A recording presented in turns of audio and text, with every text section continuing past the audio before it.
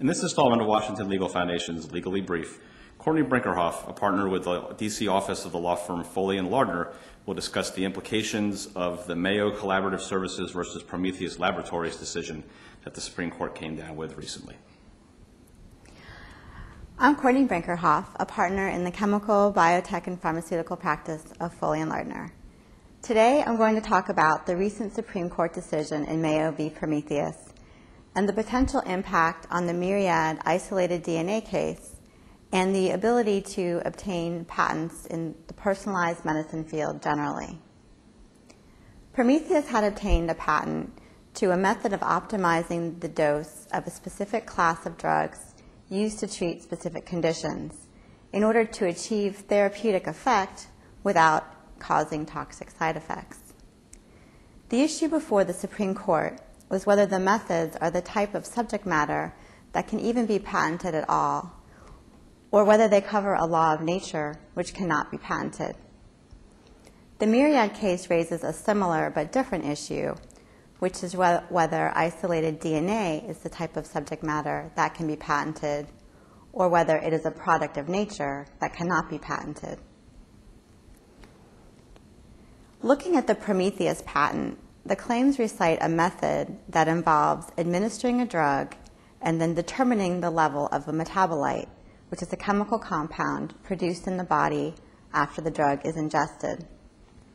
According to the claims, if the metabolite level was below a certain number, that indicated a need to increase a subsequent dose, while if the metabolite level was above a certain number, that indicated a need to decrease a subsequent dose.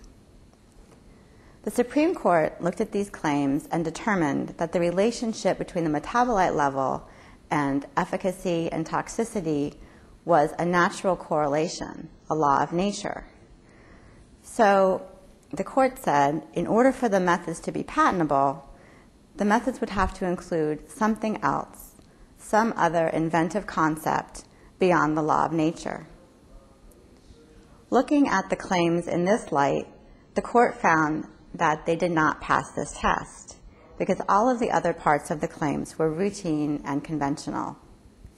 These drugs were already known to treat the condition, and the metabolite was already being studied and measured, although the specific target range that Prometheus had claimed was not known. All in all, the court found that the method steps added nothing of significance to the law of nature and so could not be patented.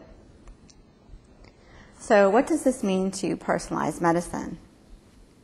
One difficulty with this case is that while it tells us that patents that look like the Prometheus patent are not valid, it does not provide much guidance for figuring out what types of methods can be patented.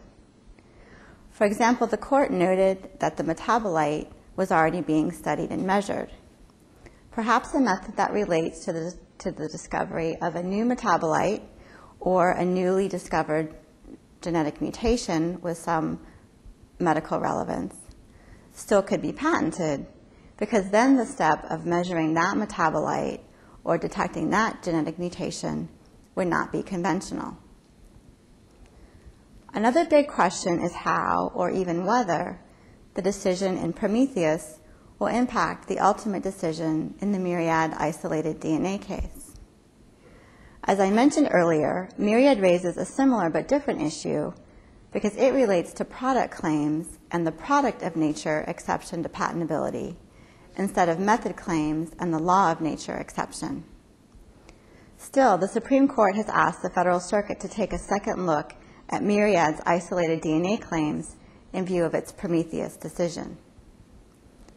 The Federal Circuit could decide that the issue in myriad is not impacted by Prometheus, or it could try to draw analogies between the cases and reconsider its determination that isolated DNA is patentable.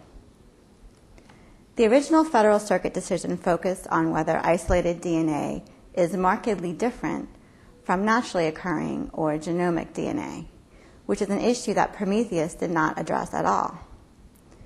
But one question under the markedly different test is whether the claimed product has a substantially different function or utility than the product of nature.